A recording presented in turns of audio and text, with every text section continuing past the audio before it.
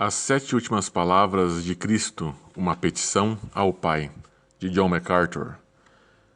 Últimas palavras famosas podem ser trágicas ou inspiradoras. Nem todo mundo tem a oportunidade de escolher suas últimas palavras com cuidado. Mas para aqueles que veem a morte chegando, que mensagem de sabedoria, amor, confissão ou resumo eles entregam em seus últimos suspiros? Em preparação para as celebrações da morte e ressurreição de Cristo no final desta semana, consideramos as últimas palavras de Cristo na cruz. O que o Senhor tinha a dizer aos reunidos enquanto sofria o castigo de inúmeros pecados que não havia cometido? Como já vimos, suas palavras apontavam para o propósito redentor de Deus em seu sofrimento e ilustravam seu amor e compaixão. A quarta palavra de Cristo na cruz é de longe a mais rica em mistério e significado. Mateus escreve: Ora, desde a hora sexta houve trevas sobre toda a terra até a hora nona. Por volta da hora nona, Jesus clamou em alta voz, dizendo: Eli, Eli, lama sabachthani, isto é, meu Deus, por que me abandonaste? Mateus 27, 45 e 46. À primeira vista, pode parecer que Cristo estava apenas recitando as palavras do Salmo 22, 1. Deus meu, por que me desamparaste? Longe do meu livramento estão as palavras do meu gemido. Mas dado o fato de que todo o Salmo 22 é uma extensa profecia sobre a crucificação, talvez seja melhor ver o Salmo como uma antecipação profética do clamor do coração de Jesus ao levar os pecados do mundo na cruz. Não foi uma mera recitação. Corrompendo a cruz.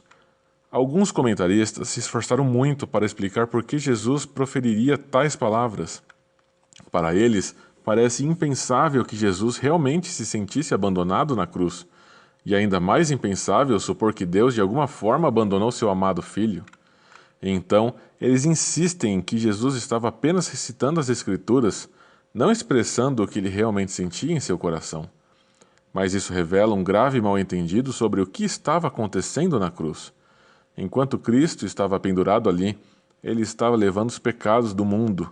Ele estava morrendo como um substituto para os outros. A ele foi imputada a culpa de seus pecados, e ele estava sofrendo castigo por esses pecados em nome deles. E a própria essência dessa punição era o derramamento da ira de Deus contra os pecadores. De alguma forma misteriosa, durante aquelas horríveis horas na cruz, o Pai derramou toda a medida de sua ira contra o pecado, e o destinatário dessa ira foi o próprio Filho amado de Deus. Nisto reside o verdadeiro significado da cruz. Aqueles que tentam explicar a obra expiatória de Cristo em quaisquer outros termos, inevitavelmente acabam anulando completamente a verdade da expiação de Cristo. Cristo não estava apenas dando um exemplo para seguirmos. Ele não foi um mero mártir, uma vítima da maldade dos homens que o crucificaram. Ele não estava apenas fazendo uma exibição pública para que as pessoas vissem o horror do pecado. Ele não estava oferecendo um preço de resgate a Satanás ou qualquer outra explicação que liberais religiosos, cultistas e religiosos pseudo-cristãos tentaram sugerir ao longo dos anos. Substituição divina. Aqui está o que estava acontecendo na cruz.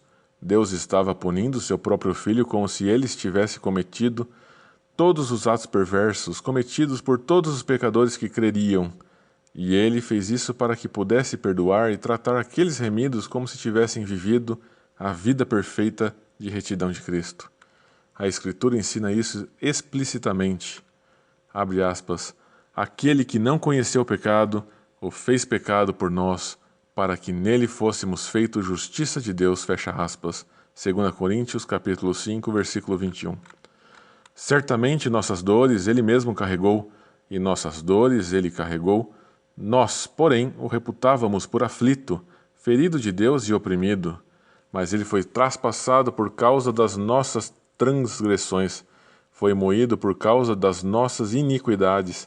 A correção para o nosso bem-estar caiu sobre ele, e por sua flagelação fomos curados. Ele não cometeu violência, nem houve engano em sua boca, mas o Senhor agradou em esmagá-lo, fazendo-o sofrer, como oferta pela culpa. Isaías, capítulo 53, versículos 4 e 5 e 9 e 10. Abre aspas. O que a lei não podia fazer, por mais fraca que fosse pela carne, Deus o fez, enviando o seu próprio Filho em semelhança de carne pecaminosa e como oferta pelo pecado, condenou o pecado na carne. Romanos capítulo 8, versículo 3. Abre aspas. Cristo nos resgatou da maldição da lei, fazendo-se maldição por nós, porque está escrito, maldito todo aquele que for pendurado no madeiro. Fecha aspas. Gálatas capítulo 3, versículo 13. Abre aspas. Também Cristo morreu uma única vez pelos pecados, os justos pelos injustos, para conduzir-nos a Deus, tendo sido morto na carne, fecha aspas. 1 Pedro, capítulo 13, versículo 18. Abre aspas. Ele mesmo é propiciação pelos nossos pecados. 1 João, capítulo 2, versículo 2, fecha aspas. Propiciação. Essa palavra, propiciação, fala de uma oferta para satisfazer a Deus. A morte de Cristo foi uma satisfação prestada a Deus em favor daqueles a quem ele redimiu. Aprouve ao Senhor esmagá-lo. Isaías 53, versículo 10, ênfase adicionada. Deus, o Pai, viu o trabalho de parto da alma de seu filho e ficou satisfeito. Isaías capítulo 53, versículo 11. Cristo fez propiciação derramando o seu sangue. Romanos capítulo 3, versículo 25. Hebreus capítulo 2, versículo 17. Foi a própria ira de Deus contra o pecado, a própria justiça de Deus e o próprio senso de justiça de Deus que Cristo satisfez na cruz. O derramamento de seu sangue foi uma oferta pelo pecado prestada a Deus. Sua morte não foi meramente uma satisfação da justiça pública, nem foi um resgate pago a Satanás. Nem Satanás, nem ninguém mais tinha o direito de reivindicar um resgate de Deus pelos pecadores. Mas quando Cristo resgatou os eleitos do pecado, 1 Timóteo capítulo 2, versículo 6, o preço do resgate foi pago a Deus. Cristo morreu em nosso lugar, e ele recebeu o mesmo derramamento da ira divina em toda a sua fúria que nós merecíamos por causa de nosso pecado.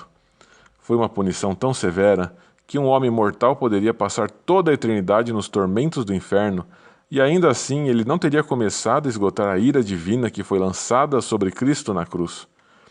Esta foi a verdadeira medida dos sofrimentos de Cristo na cruz.